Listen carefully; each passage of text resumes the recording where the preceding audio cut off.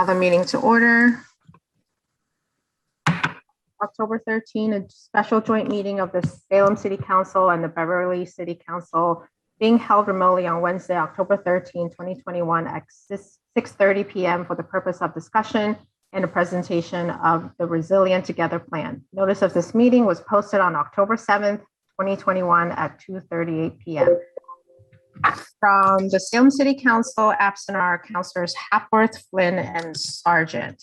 Council President Medore presiding, as well as Beverly Council Vice President Rand presiding, and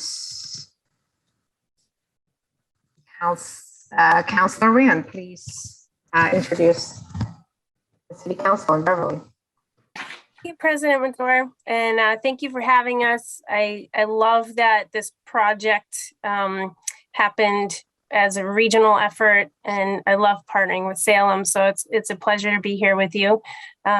Ms. Kent, did you already call the roll? Would you please call the roll? Thank you. Haynes? Copeland? Here. Feldman? Here. Flaherty? Flowers? Here. Hausman? Rotundo? Here. Wamsi? And Rand. And I am here. Thank you. Thank you. And at this moment, I'm requesting everyone please rise to recite the Pledge of Allegiance led by Councilors. I don't see Councilor Hausman, so I'm going to go to Councilor Rotundo and Councilor Morcillo. I pledge allegiance to the flag of the United States of America, America, and to the republic for which it stands, one one nation, under God, indivisible, indivisible, with liberty and justice for all. for all. Thank you. Tonight, also in attendance from Salem staff, we have Jenna Ide, and we also have Mayor Driscoll joining us.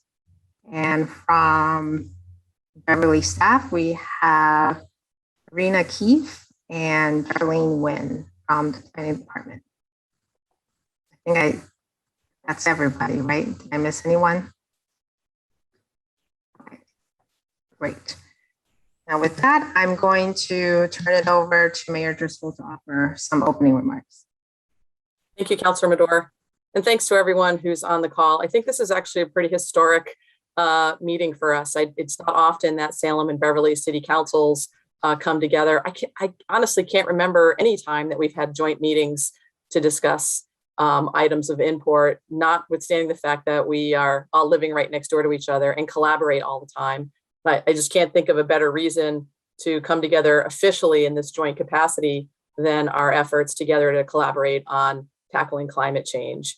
I know Mayor Cahill isn't here, but I do want to give him his due. Beverly was starting out on a climate action plan and received some funding for the initiative. And I called him and I said, we should really do this together. We both share a coastline. We have similar attributes, hospitals, colleges.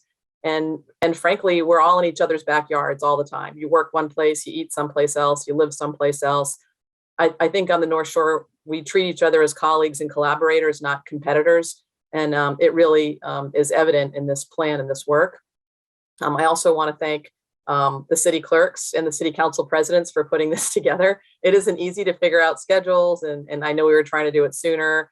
So thanks for sticking with it, because I really do think we're so proud of the work underway in this Resilient Together plan, which happened primarily during COVID. Normally we have joint meetings and have street teams and have all these outreach efforts. A lot of that had to be accommodated, like so many other things, virtually. And just the staff, the combined staff. I know Beverly recognizes the value and contributions of their planning staff. And I know Salem recognizes the value and contributions of Jenna, capital planning, and our new resilient and sustainability division. But the staff really pulled out their A game to ensure that even though we were during COVID, even though we had obstacles to communicate, we ended up with a plan that had a lot of community input, and really just lays out what I think is a blueprint for how our communities can work together. And we were hoping that this meeting, I think, could really ensure that we were building awareness and growing advocacy for a climate change agenda, and that we could dual track it. It's a lot easier to jump into the deep end of the pool, right, when you're doing it with somebody else. And we've got a lot of work ahead of us. Both cities, I think, have really been leaders in trying to be more energy efficient, trying to understand how we could build more resiliently. And even with that, we know we're behind the 8 ball when it comes to climate change, and there's a lot of work to do. We're excited to have this action plan, and we really are treating it as an action plan. How are we going to operationalize these? How are we going to budget for these items? What are we thinking about both policies and projects that are tied to Resilient Together? And I'm just grateful for our collective willingness to sort of roll up our sleeves and tackle this together. Just wanted to say thank you, and to all the work that's been done, and also all the work that is yet to happen. Thanks. Thank you, Mayor. Jenna, did you want to offer a few remarks before I turn it over to Arena? Sure, and I just want to thank the mayor and Mayor Cahill and the both city councils for all their support, and of course the citizens of Beverly and Salem and businesses. It really was even though it was COVID, we had quite a bit of community outreach. Esmeralda, who sort of did quite a bit of the work here on the Salem side, unfortunately had a family emergency, so she couldn't make it tonight. But I do want to recognize we had quite a bit of the engineering staff, Michaela in recycling, Deb on the stormwater and water issues planning, Dave Kaczarski in traffic planning, Tom Devine, Tom Daniel, Amanda. So many players and many different departments, even, fire and police contributed to this. So I do want to recognize that and, thank everyone for their effort. And I really think, Rena here is like, she kept it together. So pulling it forward, and all the staff in Beverly, Emily and Def. And all the others. So, but I did want to mention that, I will be, unfortunately, I can't stay the whole evening. So I will be on here. If you have any questions that, we can't answer for Salem, I will circle back and make sure to, answer those and get those back to you. There may be also questions for other staff. It's important, I think, to remember as we go through this, that this is not, the Resilient Together staff who are going to implement or who did this plan. It was really the whole community. And so things around mobility, that's really a lot of the traffic and parking people and bicycle committees. Things around natural resources relate a lot to Conservation Commission and preservation of land, nonprofits preservation of land, as well as city, and also sustainable agriculture, which, is sort of a variety of groups in both cities working on that. So I think it's really, we're really kind of coordinating the efforts of so many others and in tracking. And I think it's important what you'll really see tonight is this sort of where we are now and where are we going. And we really pushed hard to set as high goals as we could to try to even beat the state's goals.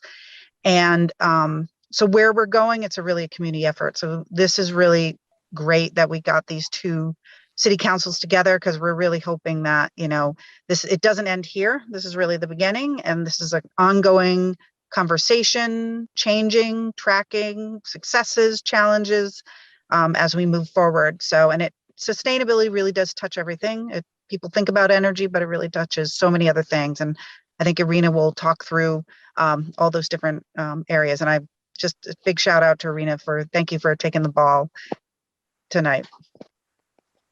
Thank you, everyone. Thank you, Jenna. And with that, I'll turn it over to Arena. Jenna, you say it's not the implementation team. It better not be. It's just us tonight. Hello, everybody. My name is Arena Keefe, the Sustainability Director with the City of Beverly. I'm in the Mayor's office. And to all the Salem councilors who I haven't met yet, it's nice to meet and connect with you. Mayor Driscoll, Jen, I really appreciate your introductory comments. As everyone mentioned, this is really just intended to be kind of a high-level glimpse at what this plan contains. And I encourage you, if you haven't yet, to take a look through the actual document and all the resources that I'll walk you through in a minute. So as everyone had mentioned before, I'm really serving as the kind of ambassador of this large team that contributed to the Climate Action Resilience Plan. So in Beverly, in addition to all the names and people that Jenna had shouted out to, we have Emily Hutchings, our Assistant Director of Planning, who's unable to make it today. And I do see Darlene, our Director of Planning, who is on the call. So we can field some questions to her when the time comes. Both cities had a core team that was comprised of a bunch of other department heads and staff in engineering, in planning, the mayor's office, et cetera. So we also have had about 40 something community leaders and stakeholders that were involved as part of our Climate Action Advisory Committee, and a group of paid ambassadors to help with some of our on-the-ground research or on-the-ground outreach during this pandemic. As this was sort of state funded through the Municipal Vulnerability Preparedness Program, which enabled us to engage Kim Lundgren Associates as our primary consultant to kind of shepherd us through this planning process. So with that, I am going to share. Can I just interrupt 1 second? I'm sorry. I just wanted to make sure that recognize that your Councilor Tim Flaherty has joined the Zoom meeting. Also, just your information. Great. Okay, everyone can see my screen. Great. So I'm wondering if maybe we should keep questions till the end and we can kind of triage questions, as Jenna had mentioned, to possibly answer them after tonight if I can't answer to and speak to all of the Salem projects, as well as the Salem staff and partners can. So I encourage any of the Salem folks on to jump in if you see any good examples of work that Salem has in store, as I gravitate toward using more Beverly examples here. So this presentation largely tracks alongside the plan. So I think I'm going to go through quickly all the introductory materials. I hope that all of this is familiar to you, as we have, engaged you over the course of the past year on kind of the process for the plan. So starting here, I think even if they don't include words like climate mitigation, adaptation, or resilience in the project title, we do view these projects here as a sample of some of the climate actions that the two cities have taken over the past 12 years or so. And for our shared present, as Mayor Driscoll explained very eloquently earlier, our communities are similar in a lot of ways. Climate change knows no municipal boundaries, so this regional approach really made a lot of sense for our plan. And then, so if I think we had worked on this plan 10 years ago, even 5 years ago, we might have to spend more time talking about the fact that climate change is real, and we're really past that point now. This summer, you may have seen some headlines from IPCC climate report that called our trajectory a code red for humanity. And this was really a reminder that climate action is urgent, it's immediate, and it really requires all hands on deck. I know this slide and the next few will kind of show that we're already locked into some amount of change based on the historic carbon emissions that are already in our atmosphere.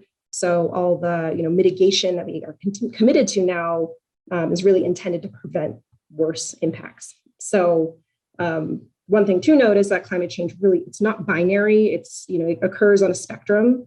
And one important tipping point and threshold that we keep in mind here is 1.5 degrees Celsius. That's just over 3 degrees of warming. And that's what we're trying to avoid taking place. So for the impacts that we can anticipate by 2050, climate change really almost boils down to more extreme weather, extreme storms that have more rainfall in shorter periods, and heat waves that I think we're going to be expecting another month of days above 90 degrees by the time 2050 comes, as well as, of course, a rising sea.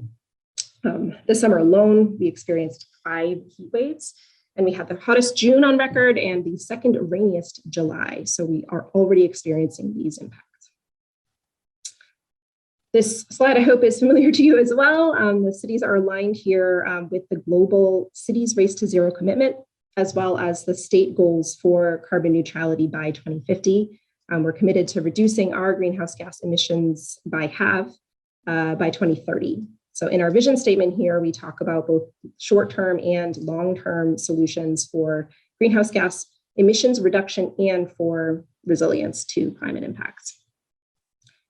We do have plenty of slides here. I think you have these in your deck and you're welcome to go through them. I'm inclined to skip them because I think you have been tuned in through the process, and you can read the plan itself. And I want to make sure that we have a little bit of time to dig into the content and what we plan for the future.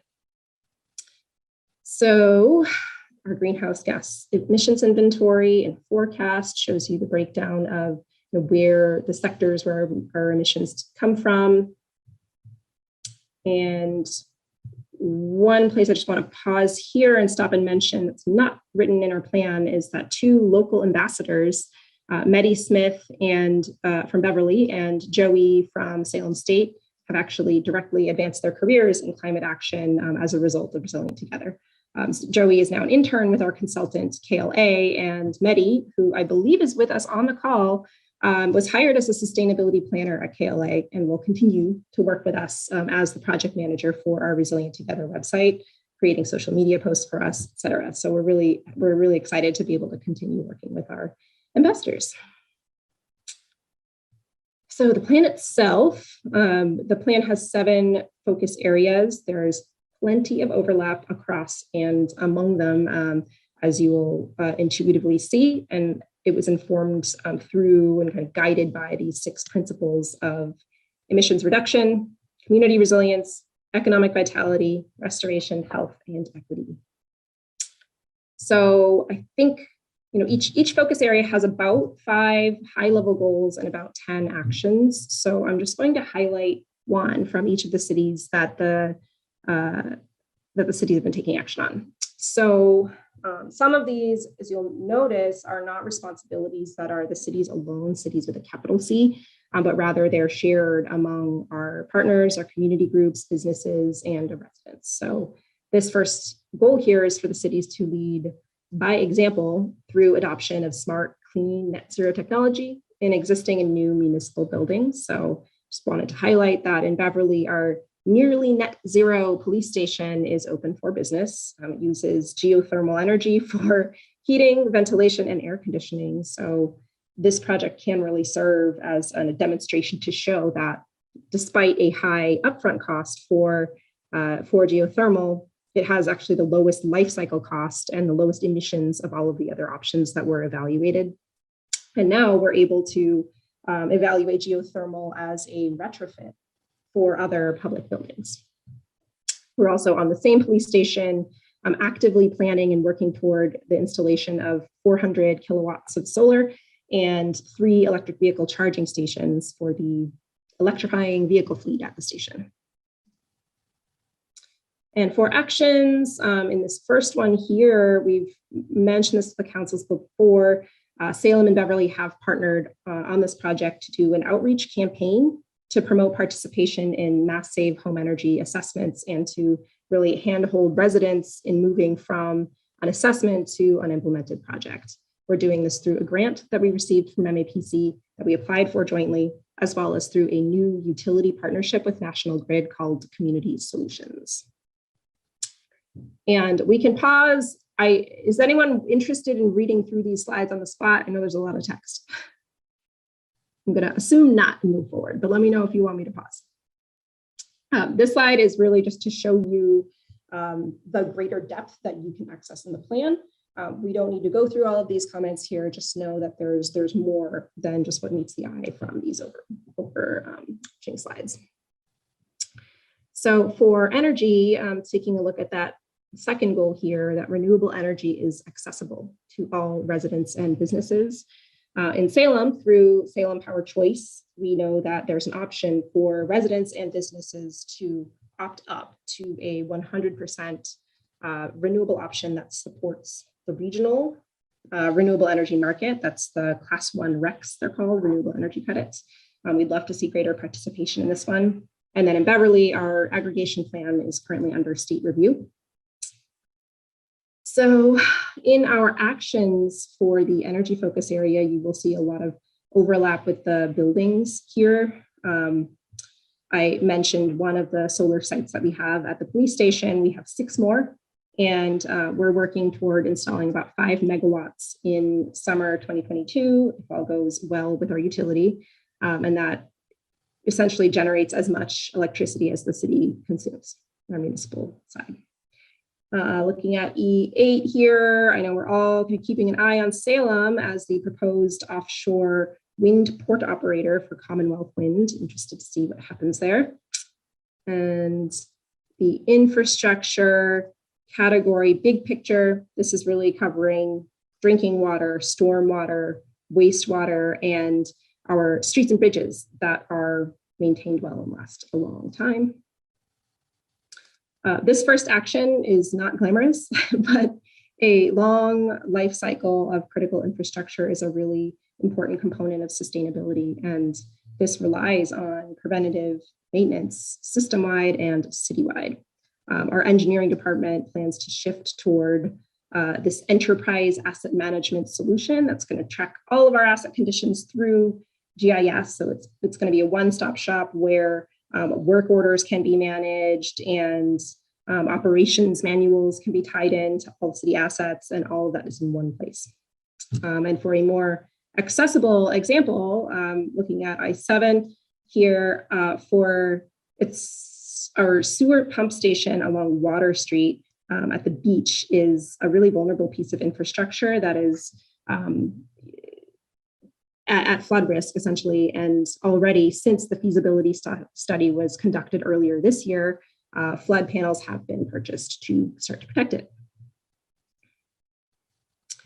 Mobility. So Beverly, as I mentioned, is working toward full fleet electrification. Right now, we have an informal policy in place for staff to first research the EV option that could take the place of a gas or diesel vehicle.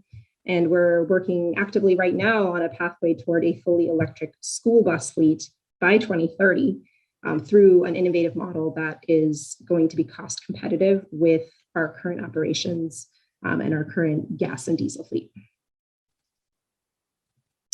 Highlighting some of Salem's actions here, Salem is working toward this M1 pretty directly through the Salem Skipper. This is an on-demand shuttle that goes where residents want, whenever they want it, filling the need of that Uber service with fewer vehicles on the road. Salem also has a bike share program. And in Beverly, Darlene and I hit the streets last week trying to identify locations for new bicycle parking. Also looking at our schools and parks. We recognize that this really can't take place in a silo. You need to also be considering how to increase the safety of the streets as you navigate toward your new parking spaces. So, we will be identifying safe walking and biking routes through this as well. Natural resources, looking at goal number 2 here, that climate change impacts are a part of planning for our open space and our parks. Salem and Beverly both have had coastal resiliency projects in the past few years. Salem, the living shoreline at Collins Cove. Beverly, we just got started exploring some measures to prevent erosion at Aubert Park. And trees and urban heat. Trees are really a critical solution for urban heat. And our arborists in Beverly have planted over 200 trees this year, including about 50 new trees in heat islands. And I don't want to say it pales in comparison, but it almost pales in comparison to Salem's newly awarded 2,400 trees that are going to be planted on private and public property as part of the Greening E-Gateway Cities program. So both cities have emergency communication systems through Swift 911 and through Code Red in Salem that can be used in the event of an extreme weather event. And we're also fortunate enough to have the FEMA Task Force 1 located in Beverly that serves the entire New England area. And here we know that the communications don't reach every single person. It's something we need to be working on. Plus public health is beyond much more than just emergencies. It's also covering things like access to local and healthy foods, like the Mack Park Food Farm and community gardens in Beverly. We want to track with the state here. The state has set a really ambitious target of 30% waste reduction by 2030 and 90% reduction by 2050. This really means and relies on expansion of our recycling and composting programs, education on how to reduce waste, and also supporting legislation that puts the onus on the producer of packaging to reduce the materials that end up in the waste stream. So one of the actions that we're moving on in Beverly that I'm really excited about is setting up a free community compost bin. It's a compost station. This already exists with great success at Mack Park. And Beverly councilors, you will hear from me by the end of this week about the station and that plan for Bessie Baker Park. So that's kind of it. I know I breezed through the content really quickly, but now I just want to highlight quickly some of the resources that came out of this planning process beyond the plan. So we have our greenhouse gas emissions inventory, which covers all of the city and community-wide scope 1 and 2 emissions. And then we have, KLA has provided for us a deep dive into some of the higher impact actions that we know we need to move on quickly, like deep energy retrofits in buildings. And then a toolkit, which is here. We have one for businesses and for residents. So this goes through all of the major topics and tries to answer the question of, what can I do as a resident to reduce my carbon footprint? Don't need to go through all of that. There's a similar one made for businesses that we need to update with some of the new resources that we have, including the passage of the PACE program. You may have seen some one pages on the website. Implementation blueprints for our key actions. Just takes a deeper dive. If there's a kind of a tricky, complex action in there, how do we take step 1? How much is it going to cost? How long will that take? Who needs to be involved? We have some internal tracking matrices. And let's jump over to the dashboard. So I'm going to stop my screen share for a moment while I switch over to our website.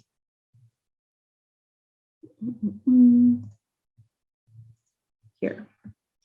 So this is the new Resilient Together website. Before, it offered opportunities to engage, and this is where the kind of landing page to comment on, provide your feedback on the plan in its draft form, and now it contains the final plan, a lot of information about the local context of our past climate work and what's coming up. Goes into details about all of the plan elements or the focus areas that we discussed. And for the action plan, this is still a work in progress. We haven't edited this too much since our plan was completed, but eventually what we're going to have here is a status bar that's updated with the progress that we're making on all of the actions that are laid out in the plan. And this is for all categories. And then our news and events page might also eventually have some blog posts incorporated into this one. We'll show you all the local events that are related to resilience, adaptation, and mitigation, which you can filter by here, as well as news articles that are handpicked by Mehdi, our new KLA sustainability planner, that share some of the regional context, as well as big kind of breaking news about how we're thinking about or how we're understanding climate risks. So I think I'm going to end there. I know this was originally laid out as a discussion between councils, so please do feel free to ask each other questions, ask me questions. And with that, maybe I will hand it over to Councilor Amador, if that makes sense. Thank you, Irina. That was very informative. So at this time, I think Councilor Ames, did you join? And Councilor Okay. Houseman as well. And Councilor Scott Houseman joined us as well at 6:50. Great, thank you. So at this time, we can open it up for questions for Irina or city staff from both cities. I don't think Jenna's with us anymore, but I would encourage everyone, if you have comments or specific questions, please keep them reasonably short so everyone can have a chance to ask or comment. President Madore, Yes. yeah, would you like us to how would you like to recognize counselors? Just, I don't know the process that you have with your virtual meetings. Do you raise hands? Do you type in the chat? Do you just unmute? What would you prefer? Raising your hand, either pressing the button or raising your hand. I can see everybody and I'll recognize the hand raise. Great, thanks. Councillor Feldman. Thank you. I did have one question about, I appreciated seeing that there was a business toolkit and a resident toolkit, because I like seeing things like that. And I was just wondering if there are things that in this process that maybe is on the goals of actually implementing some type of legislation to guide this for either Salem or Beverly in the long term, in terms of some of those business toolkit suggestions to become more, to have teeth and have some type of enforcement, or for the building code, any of the long-term plans. Is that somewhere that is accessible in terms of like the thought process behind that? Or is there anything that Salem's maybe doing that Beverly could be doing? Or I'm just curious about that aspect of the policy behind some of the really great ideas.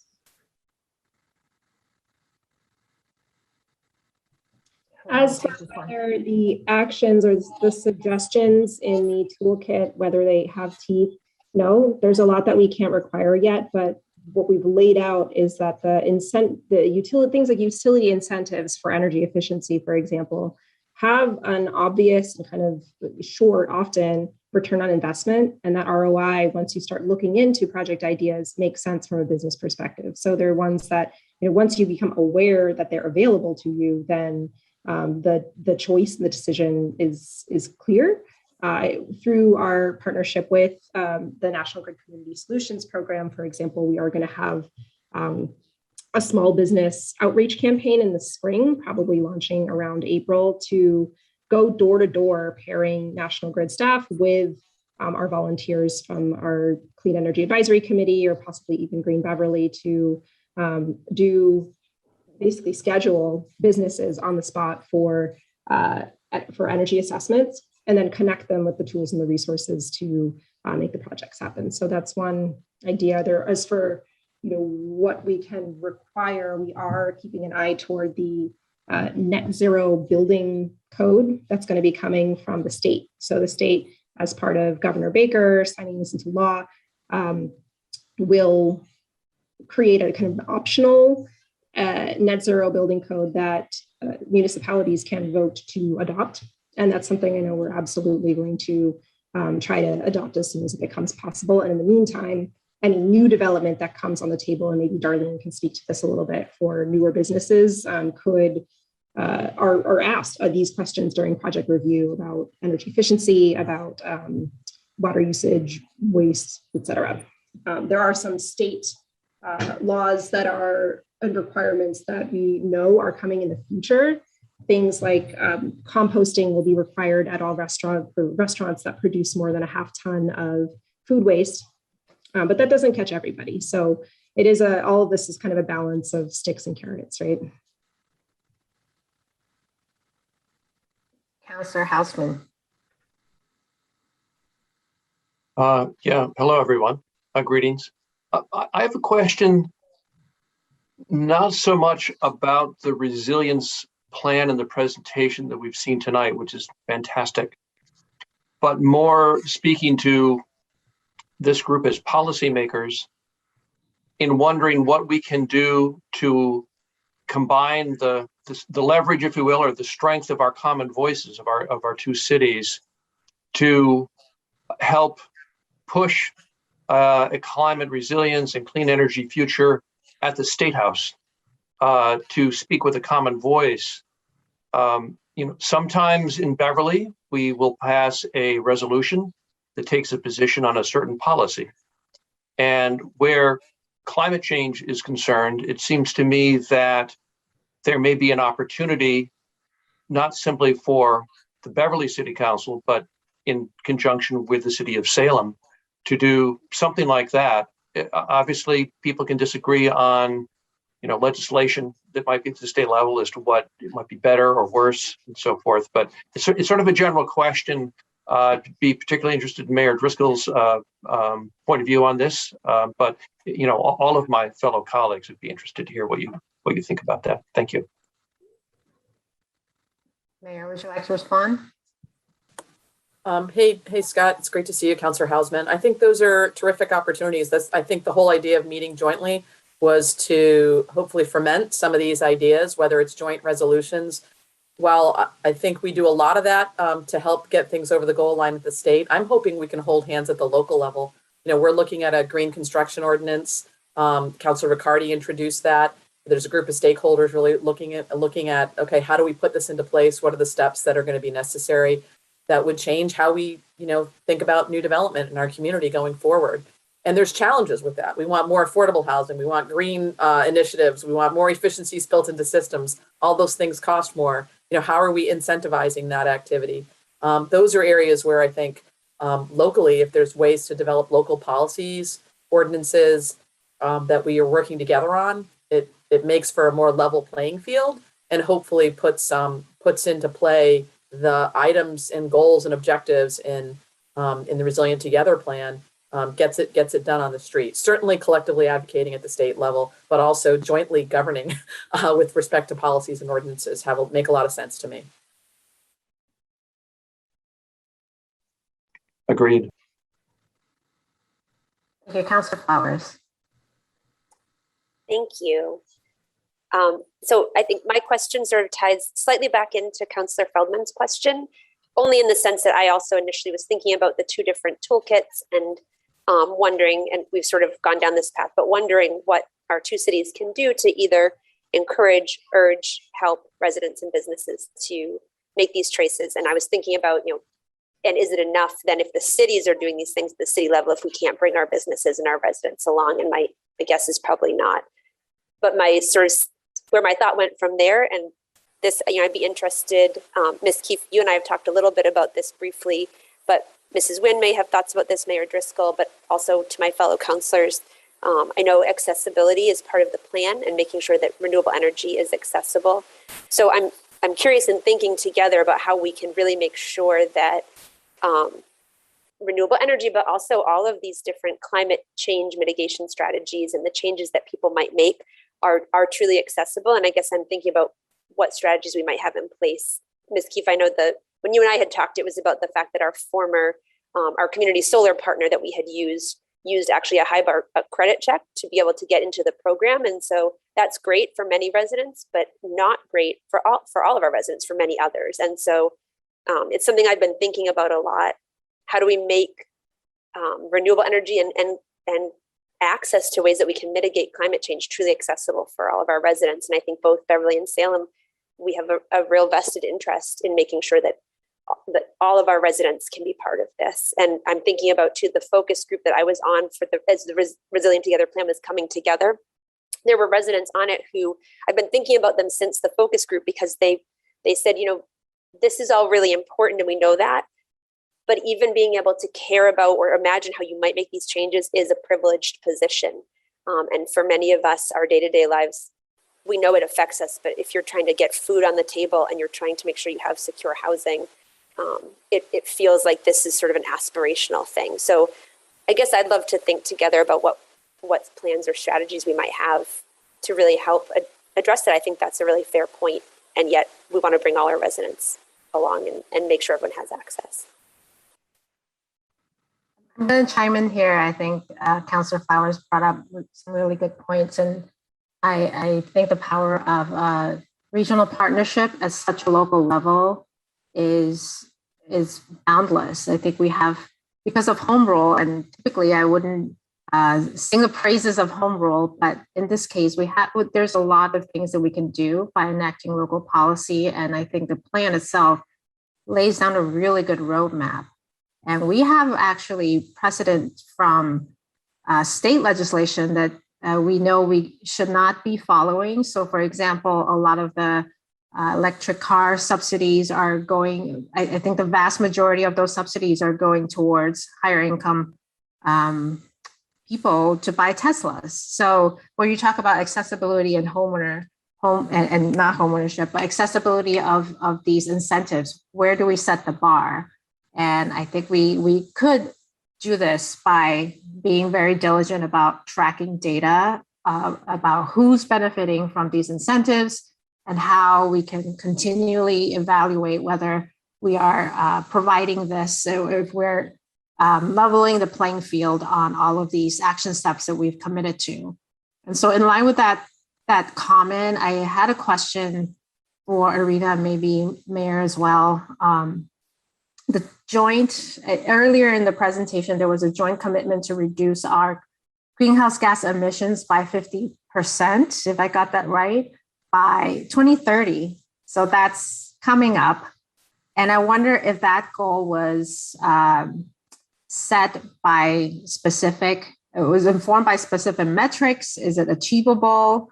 It sounds like a big goal, but I wonder if there are some data points that will actually get us there. Okay, I'm going to just address that last point. It is aggressive, and it really requires us to be moving right now in significant, meaningful ways. I'm going to just share a screen that I originally flew right by here that shows this decarbonization scenario. So our major high impact areas really relate to mostly the building sector and transportation. And oops, this is the wrong thing, sorry. Just to show you kind of the areas where we have the most to gain. It's thinking about electrifying buildings, removing fossil fuels from our roads, and removing fossil fuels from our homes and businesses and buildings. And that's where we're going to see a lot of gain over the next 10 years or so. Electrification is a tough one right now. We've been talking about deep energy retrofits and how to make them affordable. One thing that I'm hearing from our constituents is that they've tried to do the right thing, know that they don't want to replace an old gas furnace or an old oil boiler with an electric heat pump. That's something that you want to do because it's easier to change the source of the electricity from a dirty fossil fuel to a renewable source. And any infrastructure that gets installed today is going to be in place, and we kind of want it to be in place for the next 20, 30 years. They're systems that are meant to last. So as time passes, and there was a Boston Globe article on this a few weeks ago talking about how the million heat pumps that the state was supposed to install fell really short of their goal. So that's a major focus of ours right now. This is something that Mayor Cahill has taken up and engaged the state level, national, trying to get resources, trying to get answers from folks like Gina McCarthy to better understand how federal funding, such as through the new infrastructure bill, can be applied and used to make that choice easy and obvious for people so that it's not a financial burden to do things like switch to a heat pump in your home. Councilor Medora, if I could also just weigh in and say, I think there are opportunities at the local level for us to grow existing programs and maybe even think about using some of our own resources. But we know how many cars Skipper is taking off the road as an example of a shared transportation system, a rideshare system. We also know that, things like bike lanes trigger people who don't always like them. How are we going to think about meeting our transportation goals if we can't provide alternative means of getting around our communities that enable less single occupancy vehicles? And I think those are areas that we could stake out locally to work on together.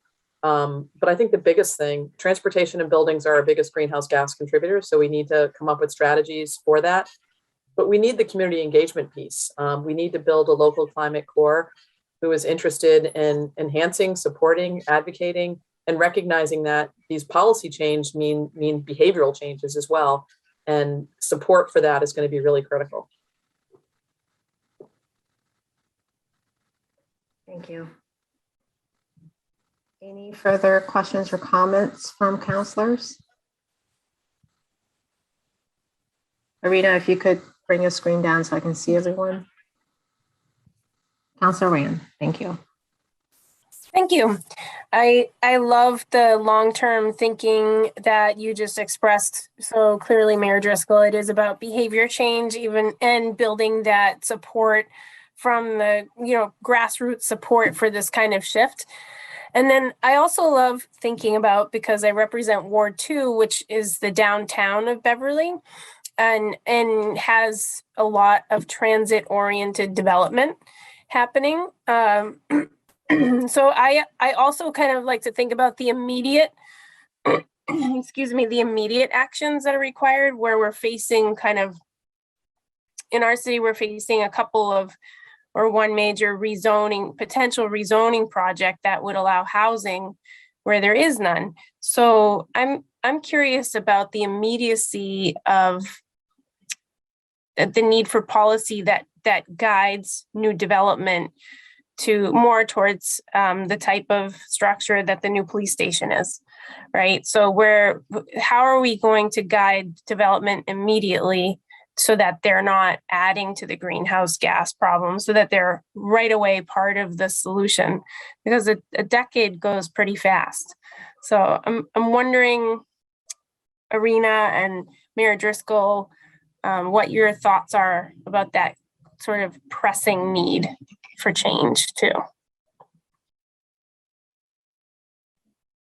Yeah, so for new development, you kind of hit the nail on the head so for the Bass River District, I might ask Darlene to jump in. We are now, 13, 14 months away from a net zero building code that we will be able to adopt, and we will be turning to our councils to make that happen.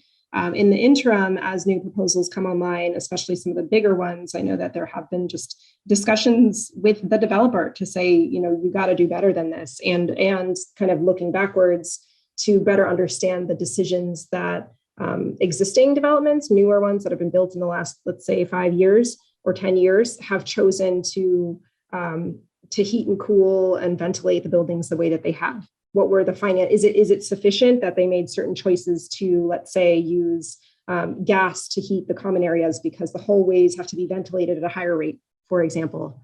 So trying to just better understand what their limitations and restrictions are so we can kind of anticipate them.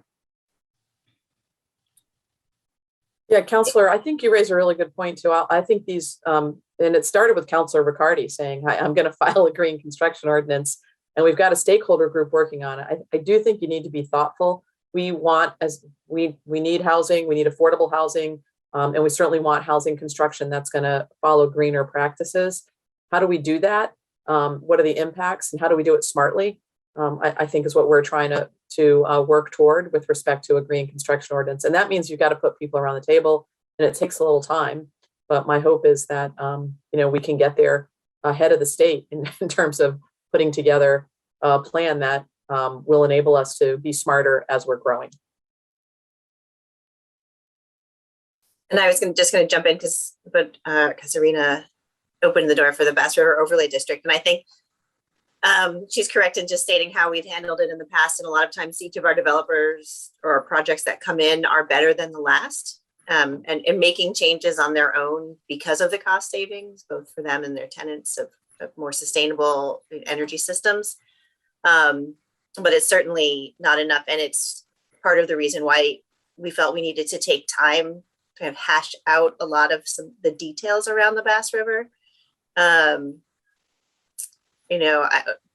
Not particularly. I'm now very intrigued by a green construction ordinance and what Salem's doing with that, and getting some ideas about it, because there are limitations on what we can put in a zoning ordinance that would be regulated by the building code. So balancing that and thinking about what we can require. And I know you've heard this from us before, appreciate what Mayor Driscoll was saying about kind of weighing all of the things that we want to get out of a project, and also ending up with feasible development opportunities that can actually happen, and trying to figure out how we get to that point where our expectations are aligned with what can actually happen on the ground physically. So and as you know, we're starting this process, and it's one of the things that's going to feed into this, or we're continuing this long running process, I guess I should say, for the Bass River. And it's one of the things that's going to feed into it in terms of what we can require and ask of our potential development opportunities. If I could just have one follow-up comment, President Madore.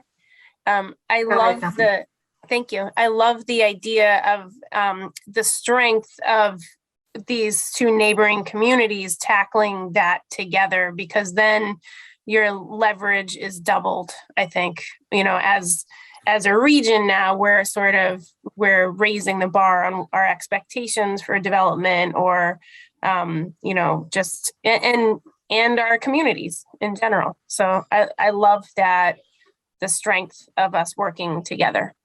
Thanks. Thank you. Councilor Terrell and then Councilor Flaherty. Thank you, Madam President. So I see there's one dilemma, I guess, for us that we have to take into mind as we think about this and the direction we go. We have housing issues in both communities and in many communities in general. We also have building code, what the building code finds acceptable. In many cases, what the code finds acceptable is not optimal for efficiency and for resilience. So I think in developing policies based on this, we're going to have electric heat pumps that they use better insulation than the building code would otherwise require them to do.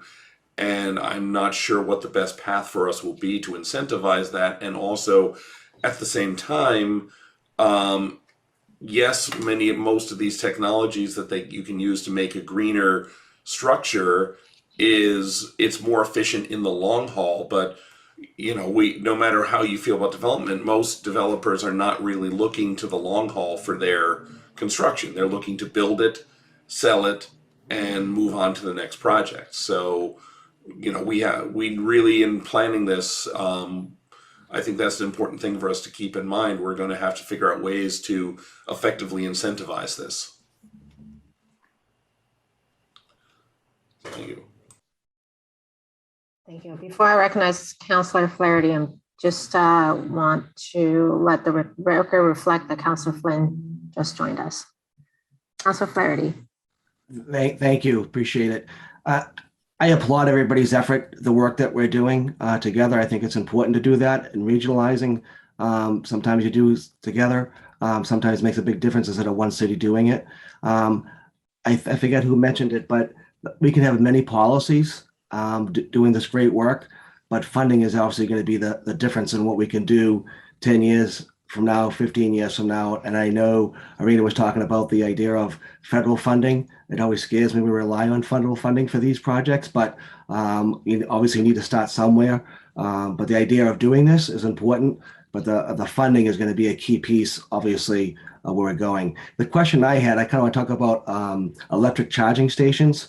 I'm not too sure where we are in Beverly. I know we have a few of them, but where are we as a city? And actually, ask Mayor Driscoll where Salem is for that, because it's good to talk about having at homeowners, but are we doing that?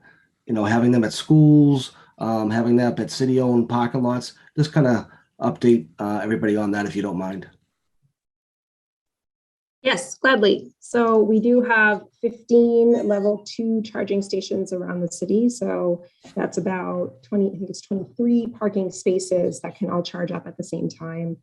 We did award an RFP to a company to install and manage fast charging stations. Those are the ones that can get you fully powered up in 40 minutes or so at one of our downtown parking lots, but we're waiting on a state grant to see if that's going to be feasible. We've been kind of moving opportunistically and strategically for these charging stations using utility and state grant funds as they are available. We also have 3 on the way for the new police station, as I mentioned, and you can find them all online on our website. They're all mapped out on an app, so anyone who owns an electric vehicle can kind of search for and find out their availability and the costs. Yeah, I'll just weigh in really quickly. We have approximately 20, so slightly about the same number here in Salem. Same thing. You have an app, you can weigh in. The piece we're missing, Tim, Councilor Flaherty, is sort of a strong partnership with either a private partner to install these, and then a network as to where they would be. You know, eventually you're going to want these on regular old streets, right? Folks who have e-vehicles need a place to charge. Right now they're tied to, hey, if we're doing a new municipal building, we just did Bertram Field over.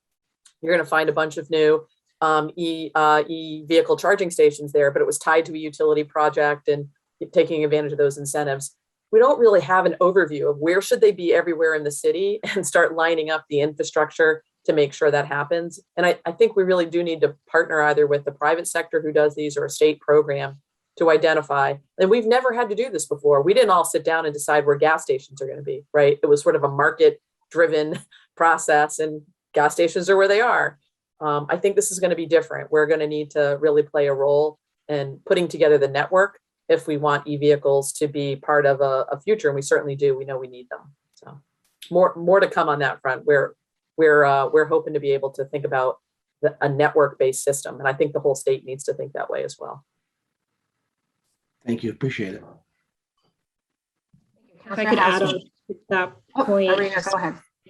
Yeah, so Mayor Driscoll, you made a really good point there about thinking of a network. We know that beyond the charging stations we mentioned, there's a lot more. Like at the Cummings Center, they just installed 30, for example, so that we know that they're dispersed around the city, but the concept of the state funding and the state planning for the region, we know that I think the closest fast charging station might be in Danvers or something, or by the North Shore Mall, and those are places that people can stop and go shopping, go for a drink. We'd love to see some of those in our downtown, but also places along the highway where there are longer trips and that people have planned, and it's yeah. So that's one need and one thing that we're advocating for. We hope that the next round of funding from the state is going to be a lot larger than accommodating the 30 or so charging stations that's going to award. Thank you. Councillor Houseman. Yes, thank you. Yeah, just to follow up on that conversation, just a small discrete question. When we're trying to build out these the charging station networks, are Salem and Beverly through the resilience plan going to be acting jointly to do that, to coordinate the network, or are we for the time being sort of on our own as separate municipalities? I mean, I'll speak for Salem. If the opportunity presented itself for a joint community network, I think we'd all embrace it. Right now, there isn't a partner to work with. I mean, the state provides grant funding, but it's not as though we're partnered up with the, the shell of EV stations about where do they want to put them? How much are they going to cost? Is there a subsidy component? Are we just using public space? And I think there's an opportunity if there was an opportunity for a partnership like that, we'd certainly be open to it. I think Mayor Cahill and the staff in Beverly would be as well. I hope so. It seems to me that, I mean, the whole strength of this resiliency together is to leverage our mutual strengths and work together. So I would certainly like to see that happen as well. Thank you. Thank you. Any further questions or comments from councilors? Councilor Copeland. All right, let me unmute there, and thank you, President Medor. And I think that Irina Keefe has been working on this. I know in Beverly, it goes along the lines of what Mayor Driscoll was saying, thinking as a network. I know for me, one of the frustrating things when it comes to sustainability is kind of each department on their own. Say construction, then you have trash, you have energy, you have green spaces. So it'd be nice to see everybody come under one umbrella for sustainability. And that way we can form that coherent game plan as we move forward.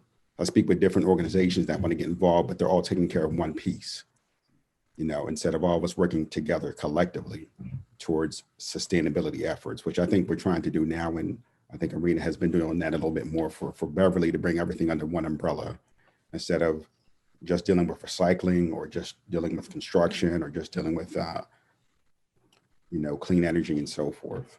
So I just wanted to see, as far as not just in Beverly, us being able to do that, but also in Salem, but across the North Shore eventually, being able to come up with some sort of coherent sustainability practice or understanding. Is that something that we're thinking towards?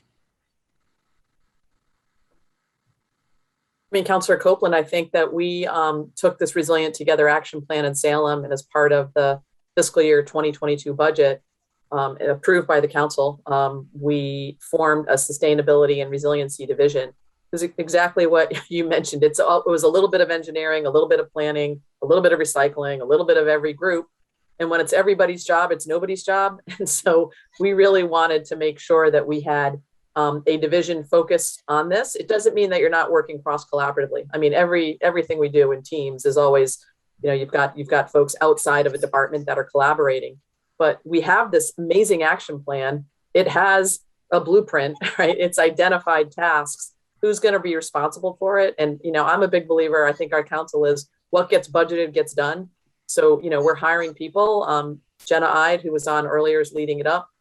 We've got an energy manager, a couple of community outreach individuals, and someone who can also do some admin and work with our stakeholders in our community. And so we're hopeful that that's going to position us as well to go after grants. There's going to be an infrastructure bill. There's going to be dollars coming down the pipeline. And everyone is so busy. The opportunity to have staff that we can have dedicated to helping with grants, carrying out this agenda has been helpful. And I know, obviously can't speak for Beverly, but I know Mayor Cahill also, wants this work to get done. We didn't spend all this time. And I really do want to give him his due. He started this process. We latched on, we got some state funding, and the two communities then tackled it together. But he was really the one taking the lead. And, I think there's opportunities for us to continue to take the lead, and we hope to. This is a part of it. We don't often get together as councilors and cities. And scheduling was tough, but I hope that this becomes, something that we do in other areas as well. There's housing policies, there's transportation policies. There's so many things that branch off of climate change that if we were looking at them jointly, not our communities are different, right? So there are going to be times when what might work for one may not work for both. But there's lots of things that we could collectively come together on. And, we're going to have the people and the resources. And I know Beverly does as well. That's perfect. And thank you. And like you said, if it's everyone's job, it's no one's job. So it's good to see that, it's good to see the focus on, let's get it budgeted for so that we can make it someone's job and then move forward with these things and then as a collective. So I'm looking forward to that. And hopefully we'll all get to meet each other in person. That'll be wonderful as well. And, always enjoy working with our sister community in Salem. So thank you. Next time, let's hope it's over cocktails, okay? Councillor Copeland, if you want to advocate for us to hire 5 more staffers and create our own sustainability department like Salem has, I wouldn't be opposed to it. I wanted to just add too that there are a lot of regional networks that we participate in as staff. So MAPC is our regional planning authority, and that's composed of 40 some municipalities. They have learning groups that meet monthly and kind of share best practices, share resources, problems, issues that come up. So I participate on an aggregation learning group through MAPC, as well as an electric vehicle learning group through MAPC. Darlene, I believe, sits on North Shore TMA and is a regular attendee there. I'm sure planning has other, regional groups that make sure that continuous contact is being maintained as we try to move forward regional projects. Thank you, Councilor McCarthy. Thank you, President Medor. I just want to first take the time to recognize everybody on this call. I think, it's historic, and it's I've known Councilor Flaherty for a long time, and it's we're both, I think, in our 14th year on our respective councils, and this is the first time we've ever been in any kind of joint meeting between City and Beverly. And Beverly and Salem are so tied together that I think it's great that we're actually doing this, and I think that it speaks volumes to the commitment of the people on this call to their communities, and to really realize that we can't, this is something we all can't do by ourselves. And we, to form these partnerships and to come together to be able to do this, I think it's, it's historic, and it's great. And it really speaks to the commitment of both our cities and the people who, both administrations and both councils, because, we're the people that are making the hard choices. And I was sitting here, and I mean, people who know me, I live in Salem, but I grew up in Beverly. My office is in Beverly. I've driven by the new police station probably a bazillion times in the last couple of years. It's been being constructed. I mean, when I was a kid, it was, the old police station in downtown Beverly was You know, they've been talking about replacing that for years. And the fact that you guys just got on here and told me something that I didn't know, that it is 100% resilient with heat pumps. And those are the tough decisions, because those are the decisions we as a councils have to make, because everyone's touched on it. It all comes down to funding. And you guys in Beverly made the commitment to fund a project that short term is going to cost you more money, but in long term, it's going to pay itself off. And it's our job as councilors is we have to sell that to the public. We have to make the public understand that the decisions that we're making now are going to be decisions that are going to affect us, 15, 20, 30 years down the road. And sometimes those are tough decisions. And right now we're in a period in history that, the elected bodies need to make tough decisions. And we have to be able to make our constituents, understand that, sometimes we are going to expend more money on a project, but we're going to spend more money on a project to get it right.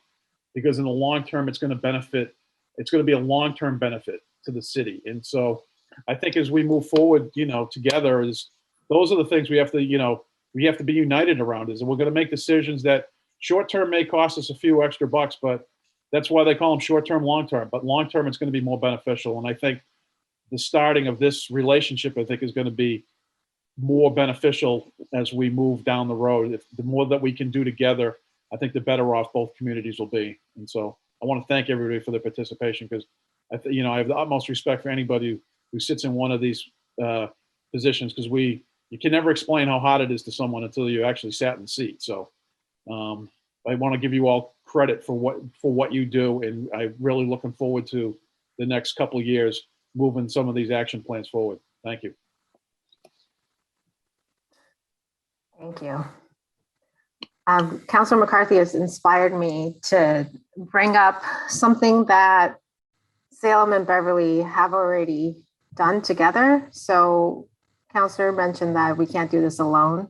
And another big issue that we are facing is housing.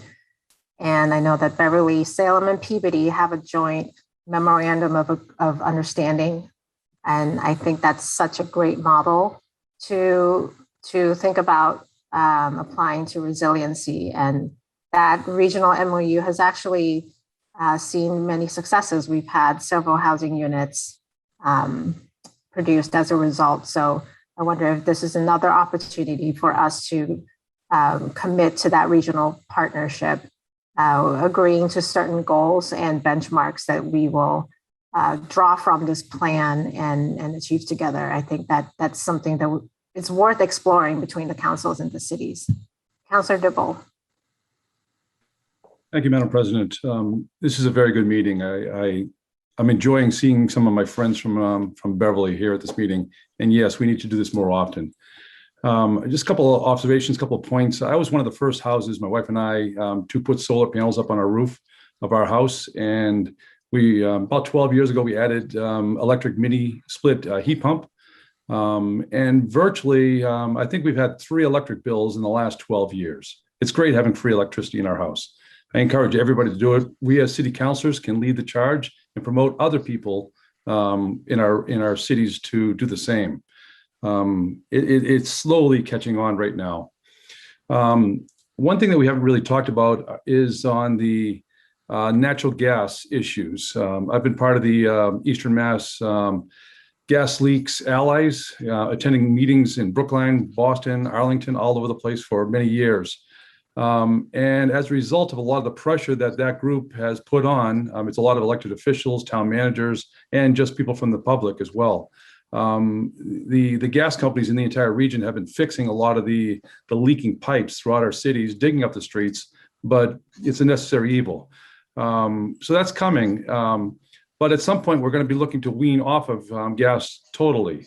And I welcome the green building ordinance. It's about 2 decades or longer overdue. We should have had something many, many years ago.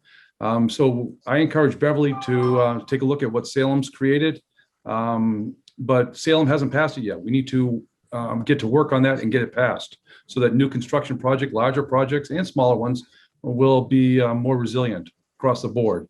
On the natural gas front, we haven't really talked about the human health impacts at all. I'm wondering if the resiliency group has talked about that at all, whereas Most of our natural gas, if not all of it, is coming from Pennsylvania, and it's being generated by the fracking process. And with that process, a lot of it's no longer natural. It's unnatural gas with a lot of benzene and toluene and other chemicals added to that at that end of the pipe. And then it comes here to Beverly and to Salem. And then when you turn on the gas, we should almost have the fan turned on and the window opened up. How much time was spent into the human health impacts as part of the study, can I ask? As for human health impacts of natural gas leaks, not a lot, to be honest. So I know that local groups like HEAT have been doing a lot of advocacy to address gas leaks. What we were talking about was mostly revolving around kind of solutions. How can we expedite the transition and the replacement of, for the most part, cast iron pipe with PVC? Cast iron is really responsible for the gas leaks. It's coming out of the old kind of joints of the older pipe. So I know we have some incentives in Beverly. The National Grid is charged for cutting into a road. And so one incentive that we have is just allowing them to do it for free while we're doing our other utility work and road rehab work. So trying to understand really what the levers for city intervention are. And that's been my kind of involvement on the approach to natural gas. But you're right. I mean, we need to wean ourselves off of it. And, that's why we're sort of pushing so hard to try to electrify and just get the fossil fuel out of our new developments at a minimum. We don't want to see any new gas connections. They're and areas that currently rely on like delivered fuels that have been advocating for new gas connections. Centerville and Beverly is an example of one of those. The economics have finally kind of turned in the past couple of years so that moving from propane or oil to heat directly to electric heat pumps makes more sense than trying to get a new gas line installed. Thank you, Councilor DeVoe. You had a follow up, or is your hand? No, I'm all set. Thank you, Madam President. Thank you. If we can all agree on ending before 8 to not make it such a long night, that would be great. But if there are any final questions or comments, go ahead and raise your hand, Councilor Riccardi. Thank you, Madam President. I'd also like to just take a moment to say thank you for the great presentation this evening. This being my first term in office, I feel like there have been a lot of firsts that have happened or monumental meetings, and it's great that these cities have been able to get together. I'll share that when I first moved to the North Shore, I was actually a Beverly resident for a year, and then I did go over the bridge. So my heart is also there as well. I also want to note that I love hearing all of the support this evening for a green building ordinance. I'm really excited to continue that support and continue that momentum that we have this evening into action in the council and getting green building ordinance passed. I know that Jenna Ide and her team, the new sustainability department that we have in Salem, have been working very hard on updating the green building ordinance that has been submitted. And it was really big, kind of pie in the sky. This would be excellent to have and make it a little more realistic in what can we get done piecewise. So I believe it's being separated into, there's going to be a municipal building aspect first for the green building ordinance and then going on to residential. So again, I'm just super excited to see the support for that and to see it going forward and moving on. I also want to just kind of go back to comments that were mentioned earlier this evening about the intersectionality of, resiliency and sustainability and all these big picture items that we're talking about, like solar panels are great and heat pumps are great, but that's not realistic for a large portion of our population.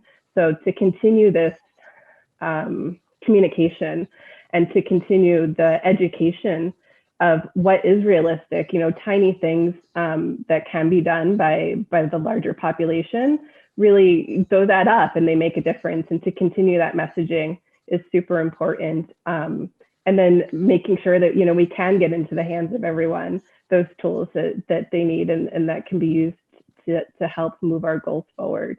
But I'm super excited about this plan, and the resident toolkit is awesome. I haven't seen that yet. I just saw that tonight. So kudos on that. But thank you. Thank you. Any final questions or comments? Seeing none, before I recognize Councilor Riccardi, I again want to thank my fellow councilors and city clerks and the staff from both cities for putting this together. I know it's been a lot of work, taking a lot of time and resources and effort, but the result is something to be proud of for both of our communities. I look forward to implementing some of these recommendations so that all that time has not gone to waste. And I'm excited that we have such positive comments from tonight that we are both very eager to work together. I know only good things will come out of regional partnership, so I'm very excited to see how we can think about how to actually work together. And with that, Councilor Riccardi. Thank you, Madam President. I move for the presentation to receive it and placed on file. Councilor Riccardi moves that the presentation be received and filed. And Madam City Clerk, you're going to take a roll. Councilor Torrio, Yes. Councilor Sargent. Sorry. Councilor Riccardi, Yes. Councilor Krasnowski, Yes. Costello, Yes. Councilor McCarthy, Yes. Councilor Flynn, Yes. Councilor Dominguez, Yes. Councilor Dibble, Yes. and Councilor Madore. Councilor Riccardi's motion to place the presentation, to receive the presentation be placed on file. We have 8 councilors voting, 3 absent, matter carries. 9-2. Oh, Councilor Flynn, sorry. 9 councilors voting, 2 absent, the matter carries. Councilor Rand. Thank you. And I'll echo your comments on this being something proud for our communities. And likewise, thank you very much to the clerk's office in Salem and our clerk's office for always being there to support us. And as President Guanti would say, making us look good. We know that you're the ones doing the work. So not afraid to say that out loud every now and then. This has been fantastic, and it's got my mind inspired of other ways that we can connect and work together going forward. And I would likewise accept a motion to receive and place on file this presentation. Moved. Second. And a roll call, please. Haynes, Yes. Copeland, Yes. Feldman, Yes. Nardi, Yes. Flowers, Yes. Rand, Yes. Rotundo, Guanci, and Hausman. Yes. Okay, carries from 7-2. Thank you. And we do have to adjourn on for both bodies. So we're going to take a roll call for both. And I'm going to call on Councilor McCarthy. Put you on the spot. Put me on the spot. I move that we adjourn. Councilor McCarthy moves for adjournment. Madam Clerk, you're ready? Please call the roll. Councilor Torrio, Yes. Councilor Riccardi, Yes. Councilor Krasnowski, Yes. Marcello, Yes. Councilor McCarthy, Yes. Councilor Flynn, Yes. Councilor Dominguez, Yes. Councilor Dibble, Yes. and Councilor Madore. Yes. Hi. And we are adjourned. And do we also need to adjourn? Okay, I would accept a motion to adjourn this special meeting, joint meeting of the Beverly City Council. So moved. Second. Second. And a roll call, please. Haynes, Yes. Copeland, Yes. Feldman, Yes. Flaherty, Yes. Flowers, Yes. Huffman, Yes. Tendo, Guanci, and Rand. Yes. So our meeting is now adjourned. I think that's it. Everybody. Thank you for Everybody. hosting, Salem. Nice meeting you all. Thank you. Thank you, Good to see everyone. you all.